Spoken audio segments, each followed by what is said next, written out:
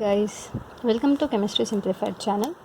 सो हमने कल एसिटाल्स ख़त्म किया था, लास्ट वीडियो में। अभी ये कंटिन्यूएशन में अभी नेक्स्ट जो टॉपिक है ना, सेम चैप्टर हम लोग इमीन्स के बारे में पढ़ेंगे। ठीक है, तो जैसे कि अभी तक हमने देखा कि जब हम हमारा कार्बोनिल को हमारे अल्कोहल के साथ रिएक्ट करते हैं तो हमें मिलता है एसिटाल। तो इमीन्स कैसे मिलता है? तो हमारे कार्बोनिल ग्रुप को जब हम कार्बोनिल ग्रुप मतलब या तो या तो एल्डिहाइड या तो कीटोन, ये दोनों में से कोई भी एक ग्रुप को जब हम हमारे अमाइंस के साथ रिएक्ट करते हैं तो हमें मिलता है इमीन। ठीक है, तो ये इन्होंने पहले कैसे देखा था वो हम उन्होंने पहले कैसे पता लगा वो समझते हैं। तो इन्होंने क्या किया, एक पायरुविक एसिड का सॉल्यूशन लिया और एक हाइड्रोक्साइल अमाइन लिया। ठीक है, ये दोनों का इन्होंने सॉल्यूशन बना दिया। सॉल्यूशन बना के इन्होंने क्या किया, इसकी आईआर स्पेक्ट्रा नोट करने लगे। ठीक है, तो जो हमारा पायरुविक एसिड में एसिड भी है कार्बोनिल और कीटोन भी कार्बोनिल है, पर हमें कीटोन का कार्बोनिल कंसिडर कर रहे हैं हम यहाँ। तो जो हमारा कार्बोनिल है उसकी आईआर आ रही थी 1710 में। ठीक है, 1710 सेंटीमीटर इनवर्स, क्योंकि वो टिपिकल कीटोन की फ्रीक्वेंसी है। तो अब जब हम लोग रिएक्शन आगे बढ़ाते जा रहे थे तो ये जो 1710 की फ्रीक्वेंसी ये धीरे धीरे कम होती जा रही थी। जैसे कि 1710 से 1690 या फिर 1710 से 1700 या 1600 या जो भी, ये धीरे धीरे टाइम के साथ कम होते जाती थी और एक नया पीक बन रहा था जो 1400 में मिला हमें।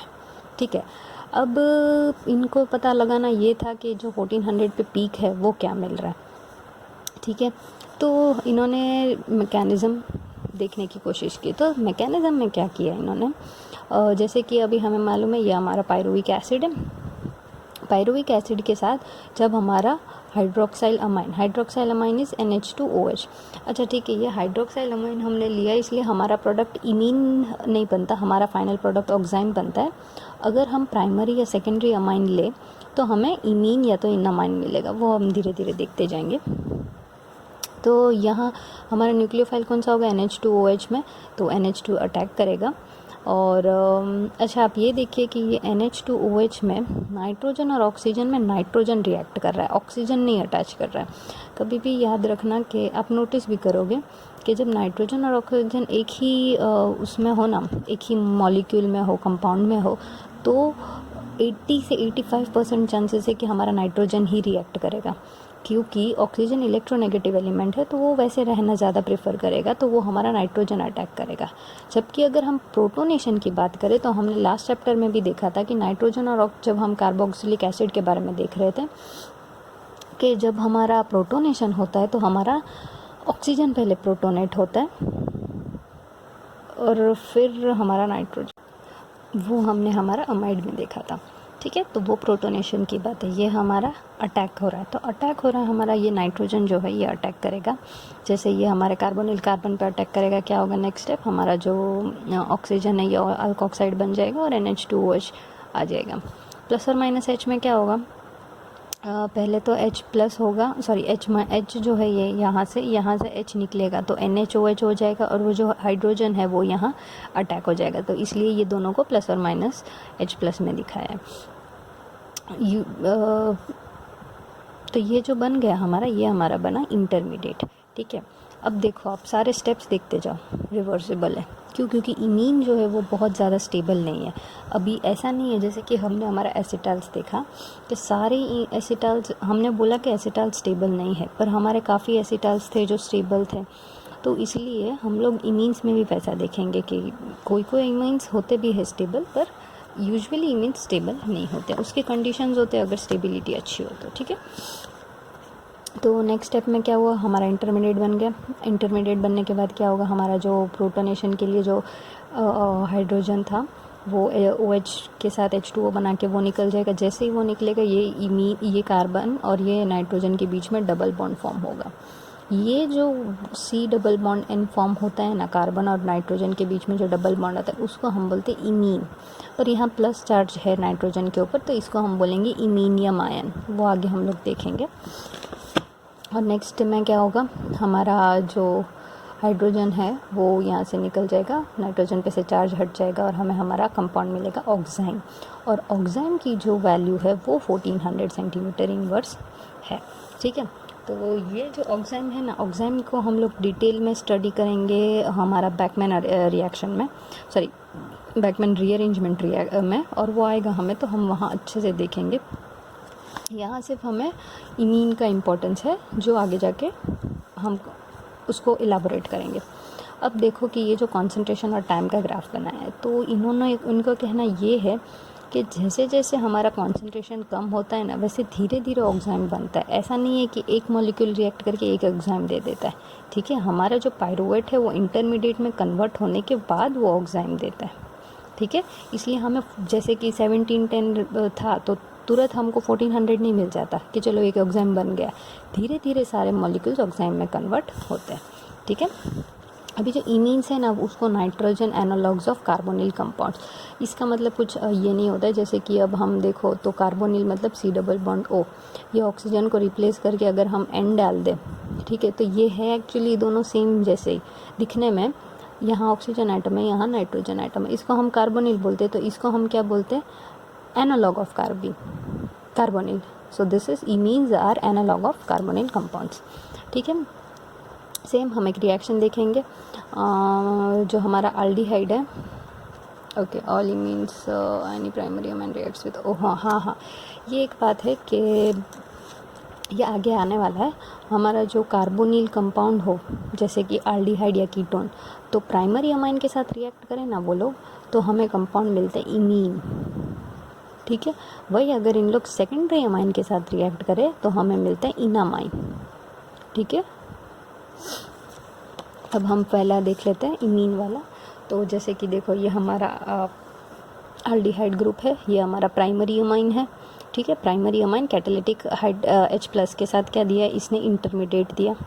ठीक है, इंटरमीडिएट में देखो आप फ़र्क कुछ नहीं है। ये जो हमारा नाइट्रोजन है वो एज ए न्यूक्लियोफाइल अटैक करेगा, तो ये यहाँ एज ए न्यूक्लियोफाइल आ गया, और हमारा जो O था वो OH आ गया। अभी यहाँ एक मॉलिक्यूल ऑफ वाटर रिलीज़ करके हमें हमारा ये कार्बन, जैसे कि अभी हमने सेम स्टेप में देखा, ये जो H+ है वो यहाँ OH पे आएगा, H2O बन के निकल जाएगा, ये दोनों के बीच में डबल बॉन्ड आ जाएगा। ठीक है, और ये बन गया हमारा इमीन। अब ये देखो हम हमारा चैप्टर का नाम नहीं भूलते, nucleophilic substitution at carbonyl with loss of carbonyl oxygen. तो यहाँ देखो हमारा जो ओरिजिनल कार्बोनिल था वो हट गया। ठीक है, तो हमारा लॉस ऑफ कार्बोनिल ऑक्सीजन हो गया।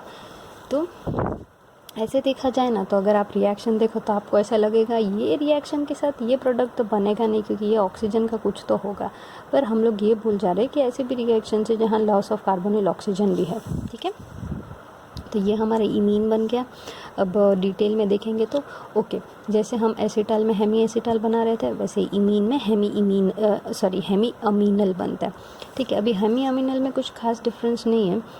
हमारा एसिटाल, हेमी एसिटाल क्या था, ठीक है वो देखते पहले। कार्बन पे 2 OR हो तो ये है हमारा एसिटाल। अभी अगर हेमी एसिटाल बनाना हो तो क्या होता है, कार्बन पे एक OR ग्रुप होता है और एक OH ग्रुप होता है, तो ये है हमारा हेमी एसिटाल। तो हेमी अमीनाल में क्या, ये कार्बन के पास एक ऑक्सीजन OH, ठीक है। अब ये है imine analogue of carbonyl compound, तो ये OR की जगह क्या है हमारा अमाइन ग्रुप NHPH, ठीक है, जो भी ग्रुप हो। तो ये हो गया हमारा हेमी अमीनाल। ठीक है, अभी रिएक्शन देख लेते हैं। तो दैट इज़ ये जो हमारा NH2 है वो रिएक्ट करेगा, अल्कोक्साइड आयन फॉर्म होगा। जैसे अल्कोक्साइड आयन फॉर्म होगा, ये हाइड्रोजन यहाँ से निकल के यहाँ अटैक हो जाएगा, हमारा बन गया हेमी अमीनाल। हेमी अमीनाल के बाद हमारा नेक्स्ट स्टेप क्या है, ओके, वाटर मॉलिक्यूल निकलेगा। जैसे वाटर मॉलिक्यूल निकलेगा हमारा NH डबल बॉन्ड बना देगा कार्बन के साथ, तो ये बन गया हमारा इमीनियम। अब मैंने बताया था कि ये जो है इमीन, पर इमीन में जब नाइट्रोजन के ऊपर चार्ज हो तो उसको हम बोलते हैं इमीनियम आयन। ठीक है, ये याद रखना। Imine formation requires acid catalysis. अब आप देखो ऑब्वियस सी बात है, हमें हमारा कार्बोनिल का जो ऑक्सीजन है वो निकालना है। तो ऑक्सीजन निकलने के बहुत कम तरीके हैं। बहुत अच्छा एक तरीका है कि हम उसको एक अच्छा लिविंग ग्रुप बनाएं। तो वो कैसे बनेगा, H2O कैसे अच्छा लिविंग ग्रुप बन जाएगा। तो OH तो चलो हम लोग बना देंगे। तो इसको निकलने के लिए हमें ऑब्वियसली एक प्रोटॉन चाहिए। तो प्रोटॉन किस में से मिलेगा, हमें एसिड में से मिलेगा। इसलिए इमीन के फॉर्मेशन के लिए हमें एसिड कैटालिसिस ज़रूरी है। ठीक है, अभी सेम उन्होंने पूरा रिएक्शन एक ही साथ दिखाया है, पीएच के साथ दिखाया है कि यहाँ से यहाँ की जो पीएच है वो 4 होती है और यहाँ से यहाँ तक की जो पीएच है वो 6 होती है। ठीक है, अब imines are usually unstable and easily hydrolysed. अब जैसे कि अभी हमें मालूम है, मैंने बताया कि ये वैसे ही अनस्टेबल है और वो इजीली हाइड्रोलाइज भी हो जाएंगे। पर हम 2-3 एक्सेप्शंस देखेंगे जिसमें हमारा इमीन जो है वो स्टेबल भी होगा। अब देखो हमारा ये फिर से इन्होंने इमीन ही बनाया है, तो कोई तो इन्फॉर्मेशन देनी होगी। Method of removal of water. So पानी कैसे निकलता है ये हमने डीन स्टार्क भी देखा। हम लोग काफ़ी टाइम से देख रहे हैं कि जो वाटर रिमूवल, अच्छा अनस्टेबल प्रोडक्ट हो तो ये भी मैं रिपीट ही कर रही हूँ कि जो अनस्टेबल प्रोडक्ट हो तो हमें देखना पड़ता है कि हमारा रिएक्शन कैसे फॉरवर्ड जाएगा। हमें चांसेस ढूंढने पड़ते हैं कि कैसे कैसे वो फॉरवर्ड जाएगा। तो उसमें से एक है या तो हमारा जो बाई प्रोडक्ट बन रहा है उसको हम हटा दे तो वो जो 2 पीछे की जो रिएक्शन है वो हो ही ना और हमें हमारा रिएक्टेंट मिले ही ना। ठीक है, तो यहाँ भी वही चीज़ है। यहाँ it is made from okay.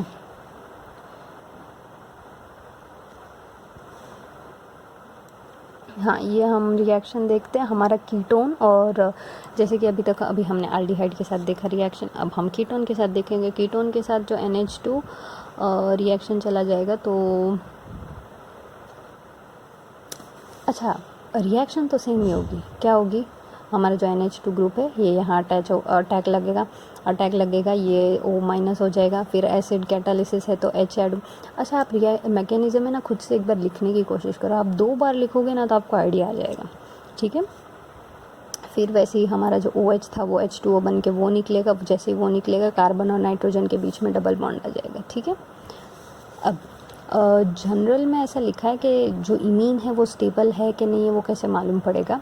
तो अगर हमारा जो imine double bond bears an aromatic substituent, जो हमारा इमीन ग्रुप है उसमें अगर हमारा एरोमेटिक सब्स्टिट्यूएंट, एरोमेटिक कंपाउंड्स के डेफिनेशन आपको मालूम होगी, हकल्स रूल फॉलो करता हो, प्लेनर हो और पाई बॉन्ड्स हो, हकल्स रूल साइक्लिक कंपाउंड हो और प्लेनर हो। ठीक है, तो वो एरोमेटिक कंपाउंड होगा। तो एरोमेटिक सब्स्टिट्यूएंट अगर हमारा अटैच्ड है हमारा इमीन के साथ तो वो कुछ कंपैरेटिवली ज़्यादा स्टेबल होगा। तो यहाँ पे हमारा जो एल्डिहाइड लिया हमने अमोनिया के साथ रिएक्ट किया तो हमें इमीन मिल गया। पर अमोनिया के साथ जो रिएक्ट करेंगे ना रिएक्शन कभी भी, तो वो है ना इतना स्टेबल अमाइन नहीं मिलेगा, वो एक अनस्टेबल इमीन मिलेगा। क्यों, क्योंकि हमारा जो ये C डबल बॉन्ड NH है तो ये NH की स्टेबिलिटी बढ़ाने के लिए यहाँ कोई सब्स्टिट्यूएंट अटैच नहीं है। तो जब अगर कोई सब्स्टिट्यूएंट अटैच हो तो ये ज़्यादा स्टेबल होगा। तो जब भी देखो अमोनिया के साथ मतलब NH3 होने वाला है, हमेशा हाइड्रोजन ही रहने वाला है। तो अमोनिया के साथ जब भी हम कार्बोनिल का रिएक्शन करें तो याद रखो जो इमीन मिलता है वो हमें ज़्यादा स्टेबल नहीं होता है वो इमीन। अभी जो इमीन्स है वो हाइड्रोलाइज आराम से हो सकते हैं। ठीक है, तो एक्चुअली में हमने ये हाइड्रोलिसिस देखा भी है नाइट्राइल के साथ। मैंने आपको बताया था कि एक इम्पॉर्टेंट रिएक्शन थी हमारे 6th चैप्टर में, आई गेस, मैं श्योर नहीं हूँ 6th में था या 10th में था। उसमें मैंने आपको बताया भी था कि ये जो साइनो वाला के साथ जो रिग्नार्ड रिएजेंट है ऐड होता है वो एक इम्पॉर्टेंट रिएक्शन है, क्योंकि साइनो में से कीटोन बनना बहुत एक इम्पॉर्टेंट रिएक्शन है। मतलब यूजुअली रिग्नार्ड के साथ सब अल्कोहल दे रहे थे पर हमारा नाइट्राइल जो है वो कीटोन दे रहा था। तो उसमें भी मैंने आपको बताया था कि नाइट्राइल के साथ बीच में इमीन बनता है, इमीन के बाद कीटोन बनता है। तो देख लो रिएक्शन कैसे होगा। ये नाइट्राइल है, ये हमारा रिग्नार्ड रिएजेंट के साथ ऐड किया, सेम प्रोसेस कर लो, हमारा इमीन बन गया। ठीक है, अब देखो ये जो अनस्टेबल इमीन बना, ठीक है, अभी इमीन का हाइड्रोलिसिस करो तो इमीन किससे बना होता है, एक कार्बोनिल कंपाउंड और एक अमाइन से बना होता है। तो सेम चीज़ हमें वापस मिल जाती है। अब आप देखो तो हमारा अमाइन का पार्ट कौन सा होगा और कार्बोनिल पार्ट कौन सा होगा। ये जो नाइट्रोजन के साथ जो भी सब्स्टिट्यूएंट अटैच होगा ना वो हमारा अमाइन का पार्ट होगा, और ये नाइट्रोजन हटा के आप कार्बोनिल लगा लो तो वो हमारा कार्बोनिल कंपाउंड हो गया। ठीक है, तो इमीन का हाइड्रोलिसिस करने से जो चीज़ें जिससे हमने बनाई, जैसे कि कार्बोनिल और कंपाउंड से और हमारा अमाइन से, तो वो चीज़ हमें वापस मिल जाएगी। तो मैकेनिज़्म कैसी होगी हाइड्रोलिसिस की, तो ऑब्वियसली रिवर्स ही होगी। देख लेते हैं हम लोग। हमारा ये जो हाइड्रोजन है, हाइड्रोजन कहाँ अटैच होगा, NH पे, फिर बाद में NH2 यहाँ रुका है, NH2 के बाद ये OH2 वाटर मॉलिक्यूल हमारा हाइड्रोलिसिस कर रहे हैं, वाटर मॉलिक्यूल अटैक होगा। वाटर मॉलिक्यूल अटैक होने के बाद अब देखो यहाँ OH भी एक अच्छा लिविंग ग्रुप है और यहाँ OH भी निकलने के चांसेस है और NH2, ये हमारा देखो आप टेट्राहेड्रल कंपाउंड हो गया, जो हमने लास्ट चैप्टर में पढ़ा था कि जो टेट्राहेड्रल इंटरमीडिएट में जो लिविंग ग्रुप हो वो निकलेगा। ठीक है, तो हमारा जो अच्छा लिविंग ग्रुप, इसमें देखो ये पॉसिबिलिटी है। अब देखो इसमें से एक ग्रुप निकलेगा तो ये कार्बोनिल कंपाउंड फॉर्म होने वाला है। अब NH2 भी एक अच्छा लिविंग ग्रुप नहीं है, ये हमने देखा था। OH को अगर हम अच्छा लिविंग ग्रुप बनाए H2O के साथ, तो वो एक अच्छा लिविंग ग्रुप बन सकता है। पर यहाँ एक्चुअल में ये हम OH हमारा जा रहा है और NH3 हमारा निकल जा रहा है और OH रह रहा है। तो आप बोलोगे कैसे, NH2 है तो एक बहुत बुरा लिविंग ग्रुप, तो जा कैसे रहा है। देखो प्रोटोनेशन में मैंने आपको बताया था कि प्रोटोनेशन होने के टाइम प्रोटोन जो है वो हमारा नाइट्रोजन को अटैक करेगा, OH को नहीं करेगा। ठीक है, तो हमारा NH2 जो ग्रुप है ना, वो प्रोटोनेशन के साथ फटाफट NH3 बना के एक सॉल्ट बना देगा और हमारा जो OH है वो डबल बॉन्ड बना के कार्बोनिल कंपाउंड बन जाएगा। ठीक है, सो नेक्स्ट है कि सम इमीन्स आर स्टेबल। मैंने आपको बताया था काफ़ी इमीन्स स्टेबल होंगे। तो एक चीज़ याद रखो कि हमारा इमीन कौन सा इमीन स्टेबल होता है। Okay, the compounds are more stable than imines because the electronegative substituent can participate in the delocalization of the double bond. मतलब हमारा जो ये नाइट्रोजन के साथ जो दूसरा ग्रुप है ना, वो इलेक्ट्रोनेगेटिव सब्स्टिट्यूएंट होगा, इसलिए वो पार्टिसिपेट करेगा किसमें, हमारे डीलोकेलाइजेशन में, इसलिए वो स्टेबल होगा। मैंने बताया था नाइट्रोजन के साथ अगर कोई ग्रुप कुछ हो जो उसको स्टेबल बनाए तो वो ज़रूर रुक जाएगा बॉन्ड। ठीक है, तो वैसे यहाँ 3 एग्जाम्पल है हाइड्रोक्साइल अमाइन की जो हमने देखा, ऑक्साइम सबसे पहले, दूसरा है फिनाइल हाइड्राजीन और तीसरा है सेमी कार्बाजाइड। फिनाइल हाइड्रोजीन हमें इसमें आएगा, नहीं फिनाइल हाइड्रोजीन नहीं आएगा, वो सिर्फ हाइड्रोजीन आएगा। ओके, तो कि फिनाइल हाइड्रोजाइन के साथ क्या होगा, PH NH2 के साथ रिएक्शन कर लो, क्या होगा, हमारा N के साथ NHPH हो जाएगा। ठीक है, अभी सेमी कार्बाजाइड, तो सेमी कार्बाजाइड क्या देगा, सेमी कार्बाजोन। ठीक है, अच्छा अभी आपको सेमी कार्बाजाइड याद नहीं रह रहा हो तो जैसे कि ये देख लो, ये है यूरिया का मॉलिक्यूल, तो यूरिया के मॉलिक्यूल के साथ एक NH2 अटैच कर दिया है, दैट इज़ सेमी कार्बाजाइड। ठीक है, और अजाइड क्यों यूज़ किए पता है, नाइट्रोजन बॉन्ड है इसलिए। अब नेक्स्ट आता है हमारा, तो ये जो 3 कंपाउंड है ना वो स्टेबल है। तो आप ये याद रखो कि अगर हमारा नाइट्रोजन के साथ कोई भी इलेक्ट्रोनेगेटिव ग्रुप हो जो हमारा nitrogen C double bond N को स्टेबल बनाए डीलोकेलाइजेशन से, तो उसको हम बोलेंगे स्टेबल कंपाउंड से। ठीक है, ऑक्साइम्स हाइड्रोजन से सेमी कार्बन रिक्वायर एसिड और base catalysis to be hydrolysis, वरना हमारे इमीन्स वाटर में हाइड्रोलाइज हो जाते हैं, पर अगर हमें ये तीनों को हाइड्रोलाइज करना है तो हमें एसिड या बेस चाहिए। ठीक है, जैसे कि देख लो यहाँ इन्होंने एसिड के साथ हाइड्रोलिसिस किया तो अभी हमारा कंपाउंड मिला डाइकीटोन। ठीक है, अभी नेक्स्ट एक छोटी सी इन्फॉर्मेशन है कि ये जो इमीन का फॉर्मेशन है ना वो कहाँ यूज़ लगता है। तो एक्चुअल में ऐसा होता है कि मतलब पहले के टाइम में जब स्पेक्ट्रोस्कोपी नहीं हुआ करती थी तो तभी है ना कंपाउंड को डिफ्रेंशिएट करने के लिए हमें बॉइलिंग पॉइंट पे डिपेंड, मतलब टेम्परेचर पे डिपेंड होना पड़ता था कि उसकी बॉइलिंग पॉइंट क्या है, तो वैसे वो अलग करते थे। अब ये तीनों कंपाउंड देख लो, तो ये तीनों कंपाउंड की बॉइलिंग पॉइंट 102, 102, 106। तो अभी ये तीनों को, चलो ये तो फिर भी थोड़ा बहुत वैसे भी देखा जाए ना तो कभी भी हम लोग जब थर्मोमीटर यूज़ करें तो प्लस और माइनस का डिफरेंस तो रहता ही है, पर चलो कंसिडर कर लो ये दोनों के बीच में मेरे को पता लगाना। अब ये दोनों का टेम्परेचर सेम है पर जो कार्बोनिल का पोजीशन है वो अलग अलग है। तो वो तो ऑब्वियसली मैटर करता है। तो हम पता कैसे लगाएंगे कि कौन सा कंपाउंड कौन सा है। जैसे कि मेरा एक सब्सटेंस है, वो सब्सटेंस में ये ग्रुप प्रेजेंट है, ठीक है। तो अब मुझे पता कैसे चलेगा, तो क्या करेंगे वो लोग, रिएक्शन करेंगे हमारा अमाइन के साथ। तो अमाइन के साथ रिएक्शन करने पे इमीन मिलेगा, और सारे इमीन के टेम्परेचर्स मेल्टिंग पॉइंट अलग अलग है, ठीक है। देखो, तो इमीन के अगर सारे टेम्परेचर मेल्टिंग पॉइंट, अब देखो या इसमें से मैंने एक इमीन बनाया, उसका टेम्परेचर लो, इसमें से एक इमीन बनाया, उसका टेम्परेचर लो, वो दोनों टेम्परेचर को कंपेयर कर लो, तो उसका टेम्परेचर हमें पता होगा, तो हमें पता लग जाएगा जहाँ जहाँ इमीन ग्रुप बना वहाँ उसका कार्बोनिल का, वहाँ हमारा कार्बोनिल का ऑक्सीजन होगा। तो वैसे इन लोग पता लगाने में तभी का टाइम हेल्प रहता था। जब हमारा स्पेक्ट्रोस्कोपी नहीं हुआ होता था, अभी तो NMR आ गया है, हमें और आसानी हो जाती है, एक्सरे क्रिस्टलोग्राफी सब हेल्पफुल रहते। तभी इतने सारे स्पेक्ट्रोस्कोपी नहीं थे, तो उन लोग बॉइलिंग पॉइंट पे वो सब पे डिपेंड करते थे, ठीक है। So next, iminium ions and oxonium ions. अब ऑक्सोनियम आयन तो हमने बताया, ठीक है, पिछले वीडियो में ही पढ़ा। तो इमीनियम आयंस क्या है, तो the only difference to begin with is that there is no need for acid catalysis for the addition of the amine, but there is need for acid catalysis in the addition of alcohol. अब देखो, हमारा जो acetyl formation था कि नहीं, उसमें हमें acid की ज़रूरत पड़ रही थी, ठीक है। पर जब हमारे इमीन फॉर्म हो रहा है ना, तो उसमें हमारे इमीन को एसिड की ज़रूरत नहीं पड़ रही थी। कहाँ तक के फॉर्मेशन में, हमारा हेमी एमिनाल और हमारे हेमी एसिटाल तक के फॉर्मेशन में। अब देखो, जैसे कि हम एसिटाल देखो, तो सबसे पहले हमें प्रोटॉन चाहिए कि ये हमारा जो कार्बोनिल ग्रुप है वो OH में कन्वर्ट हो सके, है ना। जबकि यहाँ देखो, इमीन का फर्स्ट स्टेप ही ये है कि हमारा जो न्यूक्लियोफाइल है वो डायरेक्ट अटैक कर दे रहा है, और अटैक करने के बाद हमारा जो नाइट्रोजन का हाइड्रोजन है ना, वो यहाँ जा रहा है, ठीक है। तो अभी हमें हमारा एसिड का जो हाइड्रोजन है ना, वो इसमें ज़रूरत नहीं है, जबकि इसमें हमारा ज़रूरत। तो that is the major difference and the only difference, that there is no need for acid catalysis for the addition of amine. Amine के एडिशन में हमें एसिड की ज़रूरत नहीं पड़ती, जबकि अल्कोहल के एडिशन के टाइम हमें एसिड की ज़रूरत पड़ती है।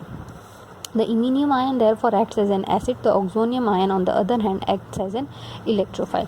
इसका मतलब ये एज एन इलेक्ट्रोफाइल एक्ट करेगा। इसका मतलब क्या, तो इलेक्ट्रोफाइल ये एक्ट करेगा, तो हमारा जो कार्बन है वो न्यूक्लियोफाइल की तरह एक्ट करेगा। वो जितना नेगेटिव होगा तो हमारा सब्स्टिट्यूएंट उतना अच्छे से अटैक होगा, ठीक है। जबकि iminium ion therefore acts as an acid, तो वो एज एन एसिड क्यों एक्ट करता है, क्योंकि एसिड क्या करता है, एसिड अपना हाइड्रोजन छोड़ देता है। अभी हमारे नाइट्रोजन के पास एक्स्ट्रा हाइड्रोजन है, इसलिए वो हाइड्रोजन छोड़ देता है, जबकि ये ऑक्सीजन के पास है ही नहीं, तो वो छोड़ेगा कैसे, ठीक है।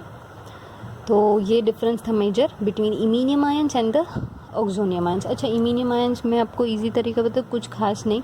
जो हमारा इमीन जो बनता है कि नहीं, C डबल बॉन्ड N, उसके पहले अगर नाइट्रोजन पे चार्ज हो और डबल बॉन्ड में भी हो, तो उसको हम बोल देंगे iminium ions, okay. Next step है इनामाइंस। अभी इनामाइंस मतलब क्या, इसको ब्रेक करो, इन और अमाइंस, मतलब इन प्लस अमाइन। इन मतलब डबल बॉन्ड और अमाइन ग्रुप, ठीक है। अब देखो, हमारा, अगर मैंने आपको पीछे लिख के दिखाया था कि कार्बोनिल और अगर सेकेंडरी अमाइन रिएक्ट करे तो हमारा इनामाइन बनता है, ठीक है। सेकेंडरी अमाइन के साथ क्या होगा, ये जो नाइट्रोजन था, मैकेनिज़्म इसी तरह देखते हैं। सेकेंडरी अमाइन के साथ देखो, हमारा जो अमाइन है वो डायरेक्टली यहाँ अटैक हुआ। मैंने बताया था हमें एसिड की ज़रूरत नहीं पड़ती, O- NO अटैक हुआ, प्लस और माइनस H में हमारा ये H यहाँ से जाएगा, यहाँ H आ गया। हमारा जो एसिड था उसमें से H आके ये H2O बनेगा और ये निकल जाएगा। अभी तक क्या हो रहा था हमारे देखो, ये मेजर डिफरेंस है।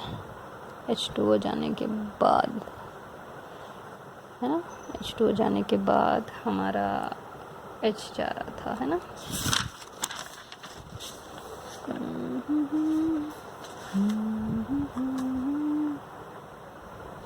देखो, ये जो स्टेप है, यहाँ देखो, ये हमारा क्या हो रहा है, जैसे ही H2O गया, ये जो हाइड्रोजन था ये यहाँ से निकल गया और हमारा कार्बन और नाइट्रोजन के बीच में डबल बॉन्ड हुआ। अब देखो, अब ये है सेकेंडरी अमाइन। तो सेकेंडरी अमाइन में उसके पास जो इकलौता हाइड्रोजन था वो तो इसने पहले ही रिलीज़ कर दिया। तो अब जो ये स्टेप है ना, यहाँ उसके पास H2O निकलने के बाद अब नाइट्रोजन के पास कोई हाइड्रोजन नहीं है निकलने के लिए। तो अब कौन सा प्रोटॉन निकलेगा? तो अब ये देखेगा कि इसके बाजू के जो कार्बन पे है क्या उस पर प्रोटॉन्स है, तो वो निकल जाएगा और यहाँ डबल बॉन्ड बन जाएगा। ठीक है, तो अब ये जो प्रोडक्ट बना जो डबल बॉन्ड और फिर एन फॉर्म हुआ, इसको बोलेंगे हम इनामाइन। ठीक है, अब देखो मेन दोनों रिएक्शंस है ना यहाँ तक सेम ही है। ठीक है, पर नेक्स्ट स्टेप में ऐसा हो रहा है कि ये नाइट्रोजन हमारा प्राइमरी अमाइन के पास कितने होते हैं? देखो प्राइमरी अमाइन के पास प्राइमरी अमाइन ले लो तो उसके पास कितना NH3 है प्राइमरी अमाइन। देखो ओके, NH3 में जब ये हमारा न्यूक्लियोफाइल पे अटैक करता है, हमारा कार्बन पे अटैक करेगा, ठीक है, तो इसके अभी कितने बॉन्ड बच गए? NH2 में जो पहला हाइड्रोजन है ना वो पहली बार में वो इसके साथ जो O होता है उसको दे देगा। ठीक है, अब तो फिर इसके पास अभी कितने बचेंगे? NH और OH। तो अब इसके पास एक हाइड्रोजन बचा। तो जब ये ग्रुप निकलता है तो ये हाइड्रोजन यहाँ से निकल के ये दोनों के बीच में डबल बॉन्ड बन जाएगा। अब सेकेंडरी अमाइन के पास है ही NH सेकेंडरी अमाइन। ठीक है, तो अब इससे क्या होगा? तो ये जो हमारा कार्बन के साथ जब बॉन्ड बनाता है,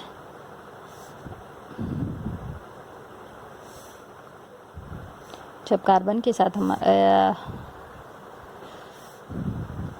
बनाएगा तो ये एक निकल जाएगा। तो अब होगा हमारा NH, ये कार्बोनिल होगा।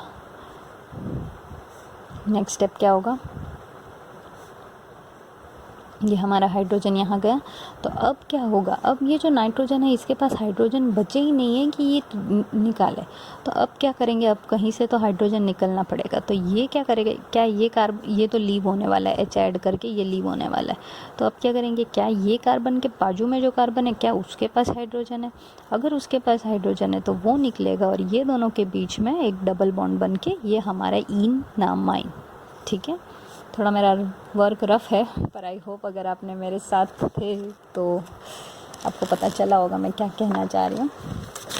तो सेम इन्होंने एक ही सेंटेंस में हमने जो इतनी कब से हम मेहनत कर रहे हैं एट दी एंड उन्होंने एक ही लाइन में बता दिया कि जब हम कार्बोनिल के साथ हमारा प्राइमरी अमाइन ऐड करें, जब हम हमारे कार्बोनिल के साथ प्राइमरी अमाइन ऐड करें तो हमें क्या मिलेगा? इमीन मिलेगा। पर अगर हम हमारे कार्बोनिल के साथ सेकेंडरी अमाइन ऐड करें तो हमें मिलेगा enamine. Okay, the main important thing is कि ये जो कार्बोनिल है या तो वो एल्डिहाइड भी हो सकता है या तो वो कीटोन भी हो सकता है। प्लस हमें एसिड की ज़रूरत है, हमें हमारे एमिनॉल तक पहुंचने की एसिड की ज़रूरत नहीं है, पर फाइनल प्रोडक्ट के लिए हमें हमारा एसिड ज़रूरत है।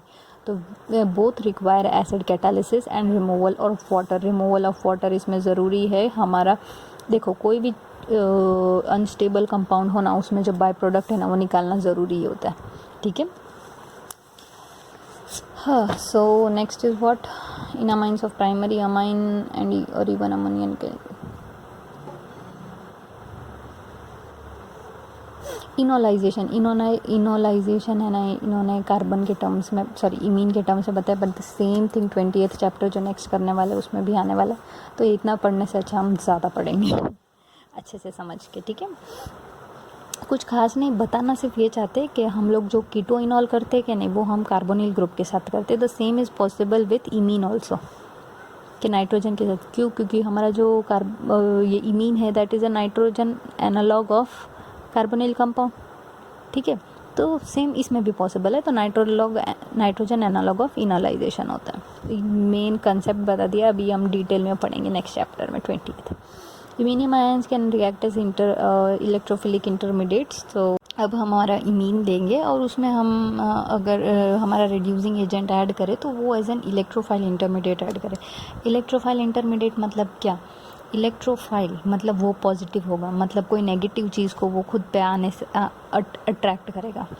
ठीक है। इलेक्ट्रोफाइल इंटरमीडिएट मतलब क्या, वो खुद इलेक्ट्रोफिलिक है, दैट इज़ वो खुद पॉजिटिव है, तो वो क्या करेगा, खुद के पास जो नेगेटिव चीज़ है, नेगेटिव एटम है, नेगेटिव आयन है, उसको अपने तरफ अट्रैक्ट करेगा। अब देख लो ये सोडियम साइनोबोरोहाइड्रेट, अच्छा ये मैंने सोडियम बोरोहाइड्रेट करवाया था 6th चैप्टर में, तो सेम मैकेनिज़्म होता है, हमारा जो BH3 है वो अटैक करने वाला है ऐसे, ठीक है। तो वो बोरोहाइड्रेट का जो सेम मैकेनिज़्म है वही होगा, और वैसे ही हमारा जो हाइड्रोजन है वो हमारा इमीनियम आयन किसकी तरह एक्ट करेगा, इलेक्ट्रोफिलिक इंटरमीडिएट। तो जैसे ये देखो ये हमारा इमीनियम आयन है, इमीनियम आयन में क्या होगा, ये इलेक्ट्रोफिलिक है, ठीक है। तो ये क्या करेगा, हाइड्रोजन जो है वो H- के तरीके से आएगा, ठीक है। जैसे ही वो H- के तरीके से आएगा वो यहाँ अटैक करेगा। तो अब देखो ये स्टेबल भी हो गया और हमें हमारा सैचुरेटेड कंपाउंड भी मिल गया, ठीक है। तो ये रिड्यूस हो सकता है। और हाँ, ये एक याद रखने वाली चीज़ है, ये जो इमीन है ना, हर कोई उसको रिड्यूस नहीं कर सकता। ये सोडियम साइनोबोरोहाइड्रेट इमीन को रिड्यूस कर सकता है, ये आपको याद रखना पड़ेगा, ठीक है। An alternative to sodium cyanoborohydride is sodium tri acetoxy borohydride. वो इसलिए, और ये ज़्यादा अच्छा रहता है हमें यूज़ करने के लिए, क्योंकि देखो साइनो वाले कोई भी कंपाउंड हम वैसे ही थोड़ा बहुत अवॉइड करेंगे। जैसे कि रिएक्शन के टाइम अगर HCN रिलीज़ हो तो दैट इज़ डेडली HCN, ठीक है। और वो एज अ गैस रिलीज़ करे तो और भी प्रॉब्लम हमें, कि वो गैस हम ही इनहेल करेंगे। तो इसलिए ये जो दूसरा अल्टरनेटिव है उसका सोडियम ट्राई एसिटॉक्सी बोरोहाइड्रेट, वो ज़्यादा सेफ़ रहेगा यूज़ करने के लिए। नेक्स्ट आता है अमाइंस फ्रॉम इमीन्स रिडक्टिव एमिनेशन। तो हाँ, ये जो हमने देखो मैंने बताया था, इमीन्स कार्बोनिल और अमाइंस के साथ इमीन्स बनता है। जब इमीन्स का हाइड्रोलिसिस करें तो हमें हमारा अमाइन और जो कार्बोनिल कंपाउंड है वो मिल जाता है, ठीक है। तो अभी वो हाइड्रोलिसिस की बात थी। अब जो दूसरा मेथड है वो इमीन्स में से अगर हमें अमाइन बनाना है तो रिडक्टिव अमीनेशन करें ना, तो बहुत अच्छे से हमें कंपाउंड हमारा अमाइन मिल जाएगा। और अब अगर कभी भी हमें हमारा अमाइन सिंथेसाइज करना हो ना, तो ये हमारी फर्स्ट चॉइस होनी चाहिए, क्योंकि ये एकदम ईजी है। फर्स्ट स्टेप हमारा amine carbonyl group in presence of acid catalysis it gives amine. अब अमाइन के साथ 2 हाइड्रोजन आप रिएक्ट कर दो, 2 हाइड्रोजन रिएक्ट करोगे तो क्या होगा, मेरी पेंसिल कहाँ गई, सॉरी फॉर द डिस्टर्बेंस, अब मिल गई। तो अब हमारा कहाँ गया कंपाउंड, ओके।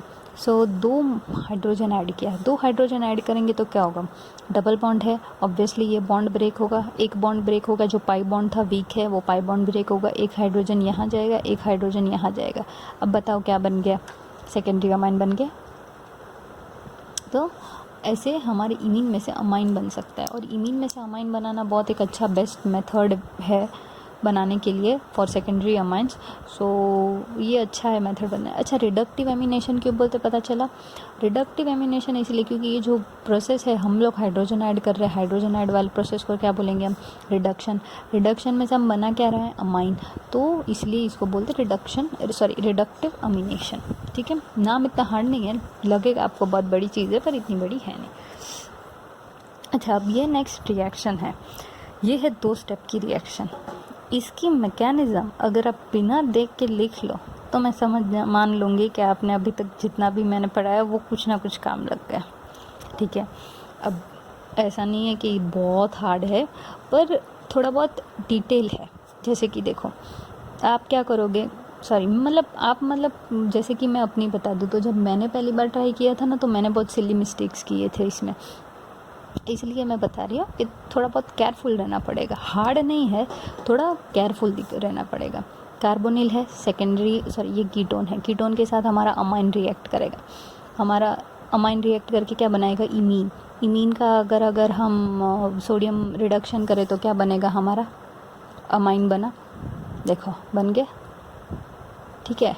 फिर अमाइन बनने के बाद फिर से हमारा इन्होंने कार्बोनिल कंपाउंड ऐड किया और फिर से हमारा रिड्यूसिंग एजेंट ऐड किया, फिर से क्या होगा, ये जो है ये कार्बोनिल के साथ रिएक्ट करके हमें क्या मिलेगा, हमारा सॉरी ये प्राइमरी अमाइन और ये कार्बोनिल के साथ रिएक्ट करके क्या मिलेगा, फिर से हमारे इमीन मिलेगा। इमीन का फिर से इन लोग ने सोडियम साइनोबोरोहाइड्रेट के साथ रिडक्शन किया, ठीक है। तो रिडक्शन करने पे यहाँ आने चाहिए H, पर यहाँ आया CH3, तो वो कैसे होता है पता है? चलो मैकेनिज्म में देख लेते हैं। वो सेकंड स्टेप जो था ना, उसी के बारे उसमें ही थोड़ा बहुत ध्यान रखना पड़ेगा, और उसी के लिए मैं बता रही हूँ कि हमें केयरफुल रहना पड़ेगा। देखो यहाँ से लेके यहाँ तक जो फर्स्ट स्टेप बन रहा है ना, यहाँ से यहाँ, ये इजी है, ठीक है। ये आप ऐसे बिना देख के भी लिख लोगे ना, ऐसे हवा में आप ऐसे स्ट्रक्चर बना तो भी आपका सही हो जाएगा। और जो दूसरा स्टेप है ना, उसे देखने जैसा है, ओके। सो हम दूसरा स्टेप, हमारा प्राइमरी अमाइन बना, हमारा कार्बोनिल के साथ हम रिएक्शन करेंगे, क्या होगा, हमारा कार्बोनिल और कार्बन नाइट्रोजन के बीच में इमीन बना।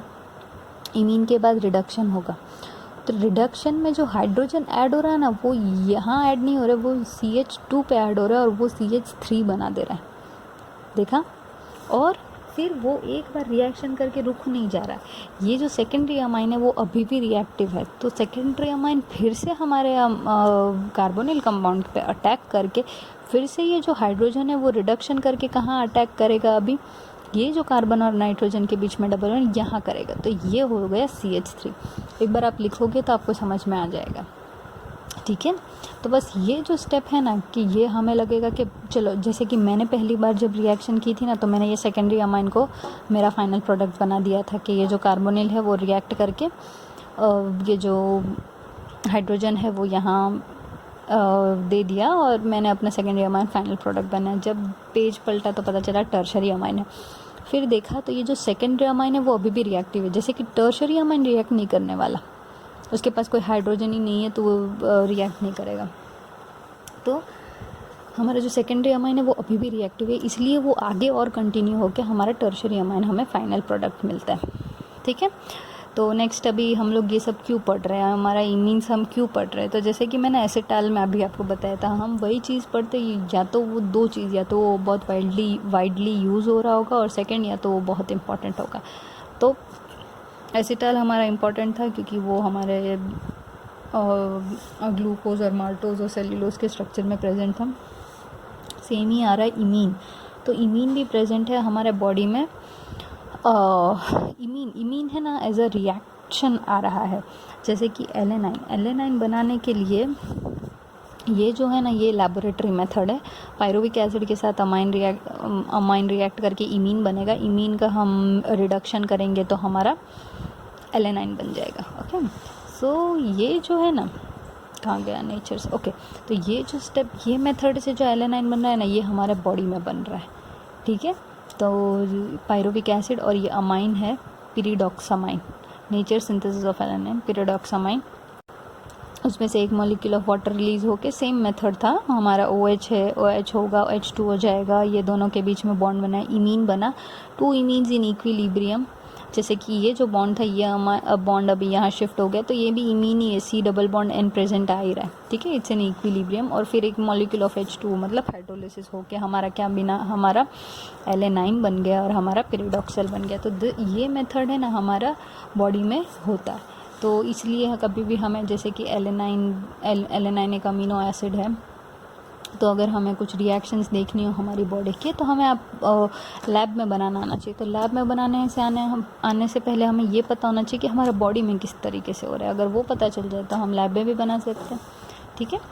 सो इसीलिए हमारे लिए इमीन, ये एसिटाल्स, ये सब इतना इम्पोर्टेंट है, क्योंकि वो हमारे बॉडी में कोई ना कोई तरीके से, कोई ना कोई फॉर्म में आता ही है। अभी दूसरा मेथड है वो रिडक्टिव एमिनेशन का। इट यूजेस हाइड्रोजिनेशन मतलब क्या पता है, ये याद रखना, ये हाइड्रोजिनेशन आता रहेगा, hydrogen gas with metal catalyst. हमारा जो ये बॉन्ड ब्रेक होगा ना, वो H2 के साथ वो है ना हाइड्रोजन के साथ होगा, हाइड्रोजन कंटेनिंग कंपाउंड के साथ।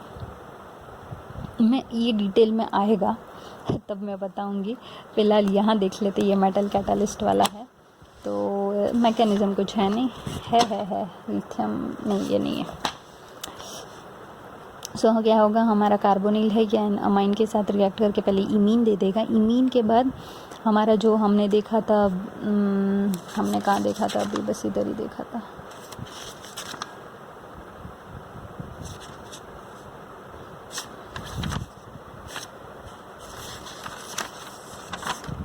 ओके, यहाँ इमीन में हमारा हाइड्रोजन कैसे यहाँ ऐड हो गया, तो वैसे ही अगर H2 ऐड करें तो एक H इधर ऐड होगा, एक H इधर ऐड होगा, तो अभी हमारा बन गया कंपाउंड अमाइन।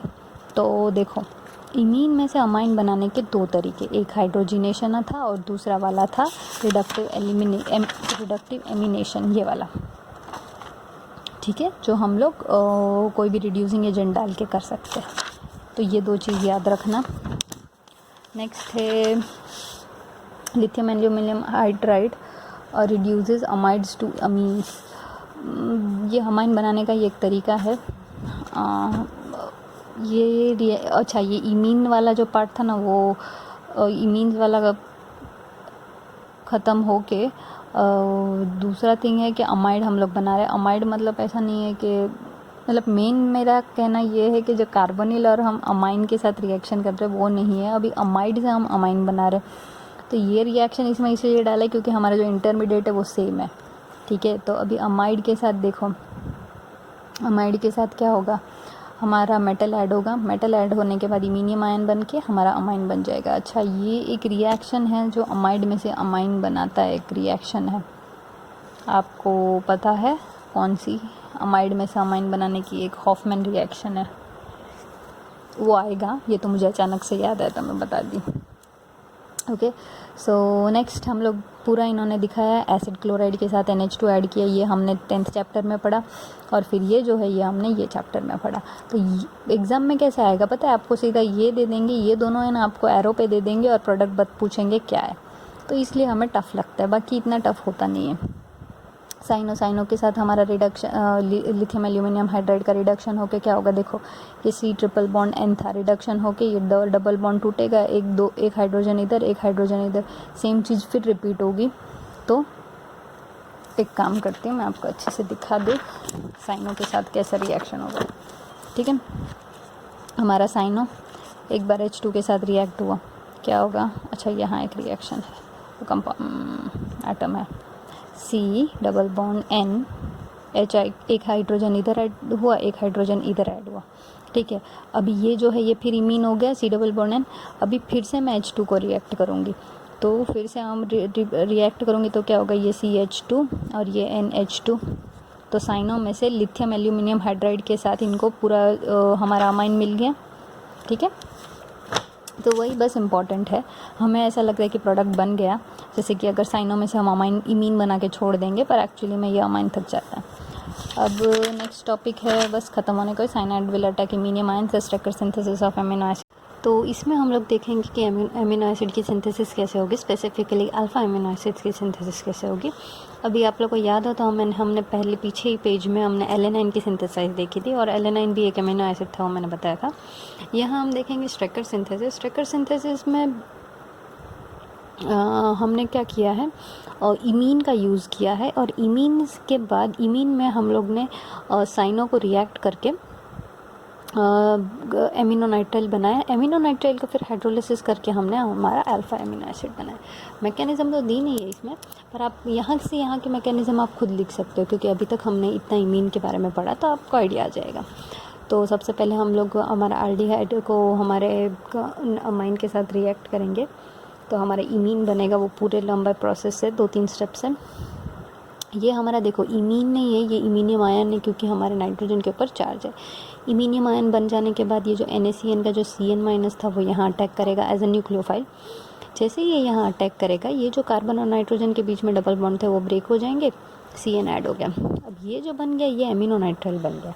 अभी एमिनो नाइट्राइल बनने के बाद ये हमने 6th चैप्टर में देखा था कि जब साइनो का हम हाइड्रोलिसिस करते हैं तो COOH बनता है। अगर आपको याद है तो अच्छी बात है, ना याद है तो भी आपको याद करनी पड़ेगी कि जो साइनो में से हमने वाटर हाइड्रोलिसिस किया था तो हमें COH मिल जाता है। ये भी मैंने बताया था, साइनो में से हाइड्रोलिसिस करें इन प्रेजेंस ऑफ HCl, तो ये भी एक इम्पॉर्टेंट चीज़ है, क्योंकि ये चीज़ आपको लगती नहीं है। साइनो में से आपको लगेगा नहीं कि भाई COH बन रहा है, पर एक्चुअली ये बन रहा होता है, ठीक है। तो ये स्टेप आप देख लेना एक बार पीछे, ये लास्ट चैप्टर के वीडियो में। और तो हाँ, बस ये जो हमारा ये बन गया हमारा alpha amino acid. Alpha amino acid carbon के पोजीशन पे एक NH2 और COH, that's alpha amino acid. तो ये स्ट्रिकर ने बनाई थी। तो दैट्स इट। नेक्स्ट हाँ, छोटा सा ये एक टॉपिक है कि ये जो इसकी इम्पोर्टेंस इमीन की जो हमने पढ़ा, सॉरी इमीन की नहीं, रिडक्टिव एमिनेशन की जो इम्पोर्टेंस है वो उसमें वो बताइए। तो ये जो है ये एक स्पाइडर का टॉक्सिन है। ये जो इतना बड़ा कंपोनेंट है ये स्पाइडर का एक टॉक्सिन है। ठीक है, स्पाइडर का टॉक्सिन मतलब जो स्पाइडर ये वीव करने के लिए वो जो आपने देखा होगा वो जो रस्सियाँ होती है, ठीक है। तो ये मतलब अभी सारे स्पाइडर्स की एक जैसी नहीं होती, आपको पता है। जैसे कि हमने स्पाइडरमैन तो देखी ही होगी, तो कितने वेराइटीज़ ऑफ स्पाइडर्स थे। तो इसमें से जो है ऑर्ब वीवर स्पाइडर, ये हमें ज़रूरत नहीं है जानने की, ये इन्फॉर्मेशन के तरीके से, ठीक है। तो जो ऑर्ब स्पाइडर है तो वो अपने जैसे कि प्रे मतलब जो उसका खाना है उसको वो पैरालाइज करने के लिए क्या यूज़ करता है, ठीक है। तो वो एक टॉक्सिन यूज़ करता है, वो टॉक्सिन ये है। तो वो जो टॉक्सिन है वो इतना बड़ा कंपोनेंट है, ठीक है। तो अभी इसकी सिंथेसिस में प्रॉब्लम्स आ रही थी। ये जैसे कि देखो स्पाइडर जो रिलीज़ करता है ना ये सब्सटेंस, वो एकदम माइन्यूट क्वांटिटी में रिलीज़ करता है, ठीक है। तो फिर जब आपको लैब में कोई भी प्रोडक्ट का स्टडी करना हो तो आपको कम से कम मिलीग्राम में तो चाहिए, ठीक है। तो कि आप 2-3 रिएक्शन कर सके, आप उसका सब नेचर देख सके, तो हमें क्वांटिटी ज़्यादा चाहिए। तो उसको हम लैब में सिंथेसाइज करें। हम कोई भी नेचुरल चीज़ें हो ना उसको इसी तरीके से करते हैं। हम पहले वो कंपोनेंट मतलब उसका स्ट्रक्चर फाइंड कर लेते हैं, ठीक है। वो जो माइन्यूट क्वांटिटी में जितनी भी हो रही है, जैसे कि अभी ये इतनी सी माइन्यूट क्वांटिटी में आ रही है, अगर एक स्पाइडर नहीं तो चलो 5-6 स्पाइडर को मार के एक कंपोनेंट बना देंगे। एक जब वो कंपोनेंट फाइंड हो जाए ना कि जो मेन रीज़न है वो चीज़ का, जैसे कि प्लांट्स हो तो प्लांट्स में कोई हीलिंग प्रॉपर्टीज़ होती है, तो उन लोग देखेंगे कि ये जो हीलिंग प्रॉपर्टीज़ वो है कौन से कंपोनेंट्स। एक बार वो कंपोनेंट पता लगे फिर हम उसको लैब में प्रिपेयर करेंगे। तो अब ये जो टॉक्सिन था ये लैब में प्रिपेयर होना थोड़ा प्रॉब्लम कर रहा था क्योंकि ये इतना बड़ा कंपाउंड था। तो इसमें इन्होंने रिडक्टिव एलिमिनेशन किया। इनके पास 2 फ्रेगमेंट्स थी, ये फर्स्ट फ्रेगमेंट और सेकंड फ्रेगमेंट, ठीक है। तो ये दोनों को इन्होंने हमारे इमीन वाला जो मेथड था उससे उन्होंने इमीन पहले बनाया और इमीन का फिर बाद में इन्होंने कर दिया रिडक्टिव एमिनेशन। जैसे कि देखो ये हमारा फ्रेगमेंट 1 था, ये फ्रेगमेंट 2 था। ये हमारा देखो अमाइन और एल्डिहाइड, ये दोनों रिएक्ट करके क्या बनाएगा, इमीन बनाएगा, ठीक है। क्योंकि ये प्राइमरी अमाइन है तो ऑब्वियसली इमीन बनाएगा। इमीन बनाने के बाद इमीन का जब हम लोग उसका रिड्यूसिंग एजेंट के साथ रिडक्शन करेंगे तो क्या मिलेगा हमें, CH2NH हो जाएगा।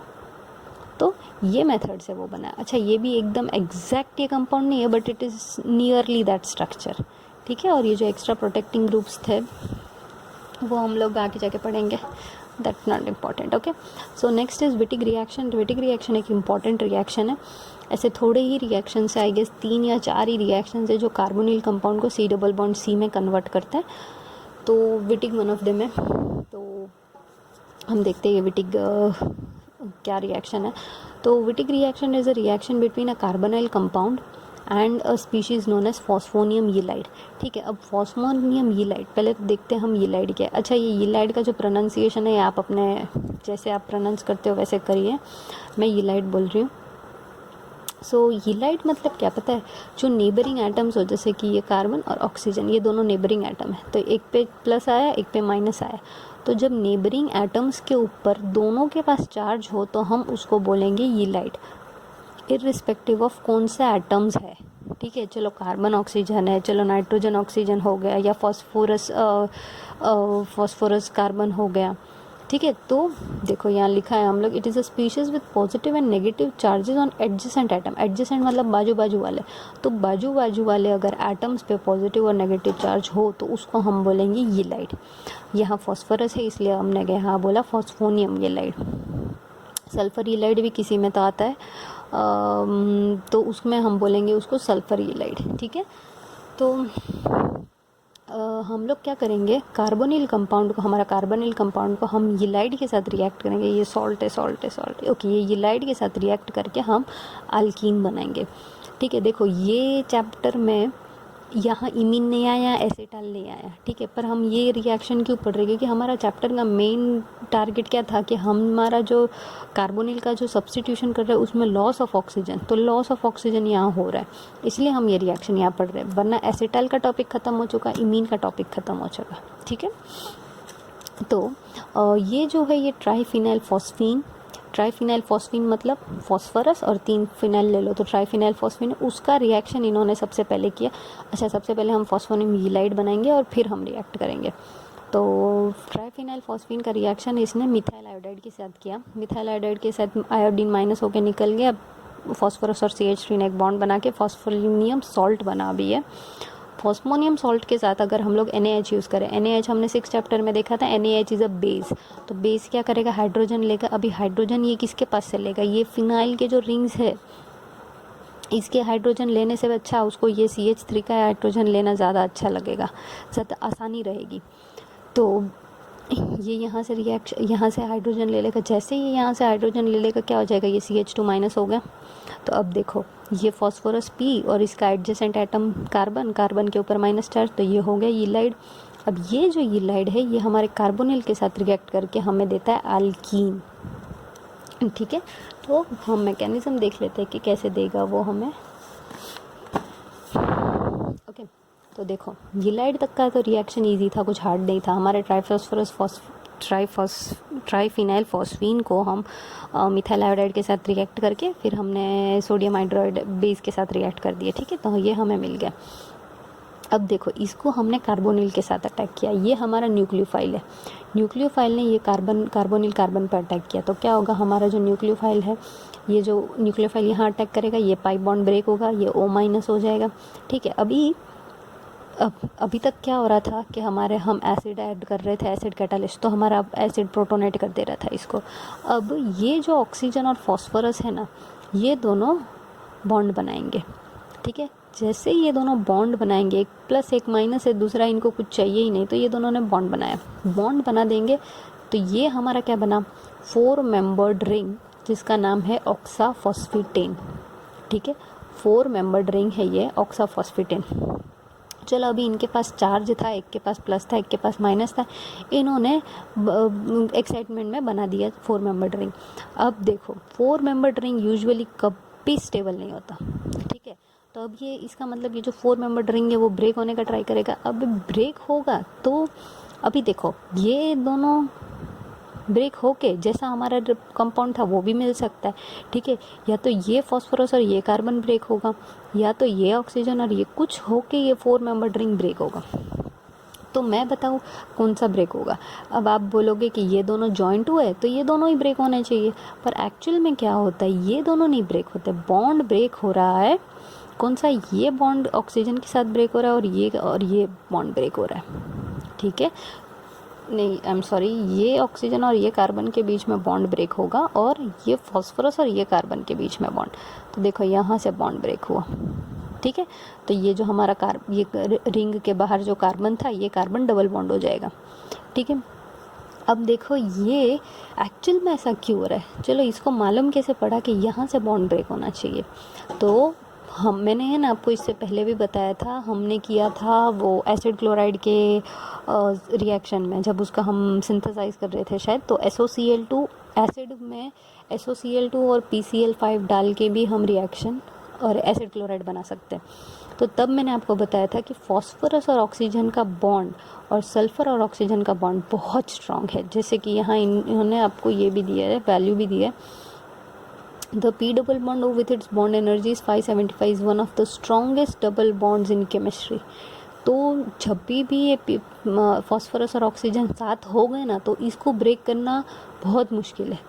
तो जैसे कि देखो यहाँ, चलो मैंने बताया ना, ये बॉन्ड बना दिया, अब ब्रेक होने के टाइम में ना ये नहीं ब्रेक होगा, ये दूसरी जगह से ब्रेक होगा। क्यों? क्योंकि ये फॉस्फोरस और ऑक्सीजन इतने अच्छे दोस्त थे, इतने अच्छे बॉन्ड बनाएंगे कि ये लोग ब्रेक ही नहीं होंगे। तो अब हमें क्या होगा, ये हमारा बन गया एल्कीन और ये बन गया ट्राइफिनाइल फॉस्फीन ऑक्साइड, ठीक है, ये विटिक रिएक्शन है। विटिक रिएक्शन यहाँ ख़त्म नहीं हो जाती है। विटिक रिएक्शन में जो डिटेल है ना वो ये आता है कि भाई एल्कीन कौन सी बनती है, ई एल्कीन बनती है या जेड एल्कीन बनती है, या फिर जो हमारा वो है ना एक्चुअली वो यीलाइड पे डिपेंड करता है। सिमेट्रिकल यीलाइड लो तो जेड बनेगा, अनसिमेट्रिकल लो तो ई बनेगा। वो जो भी है ना वो आपको यहाँ नहीं आएगा, आप उसका टेंशन मतलब, वो हमें आएगा आगे जाके, ठीक है, कोई दूसरे चैप्टर में। पर अभी आपको विटिक रिएक्शन में ये पता होना चाहिए कि हमारा जो कार्बोनिल है वो CH C double bond C में कन्वर्ट हो रहा है, ठीक है, ये इम्पॉर्टेंट है। That's it.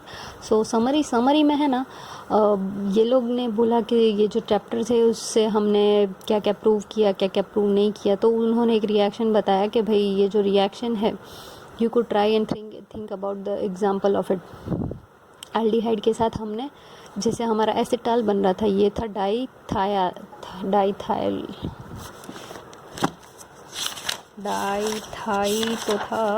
डाईथायो एसिटाल, ये जो बन रहा है, ठीक है। तो वो रिएक्शन उन्होंने करके यहाँ हमारा प्रोडक्ट बनाया है, ठीक है। समरी में इतना कुछ डिटेल में लिखा नहीं है, आपको पढ़ना है फिर भी आप पढ़ सकते हैं, पर इतना कुछ डिटेल में लिखा नहीं है। तो नेक्स्ट चैप्टर है वो मैं 20th करवाने वाली हूँ। 20th जो चैप्टर है वो है हमारा इनोल और इनोलेट्स का जो स्टार्ट है वो आ जाएगा। देखो ये है 20th चैप्टर, ठीक है। सो मैं आपको वो करवाऊँगी नेक्स्ट चैप्टर वीडियो में। सो सपोर्ट करने के लिए थैंक यू, और मुझे मोटिवेट करने के लिए मेरे चैनल को लाइक करिए, सब्सक्राइब करिए और शेयर कीजिए। और आपका जितना भी सपोर्ट मिल रहा है उसके लिए बहुत बहुत बहुत thank you. Keep supporting. Thank you. Bye.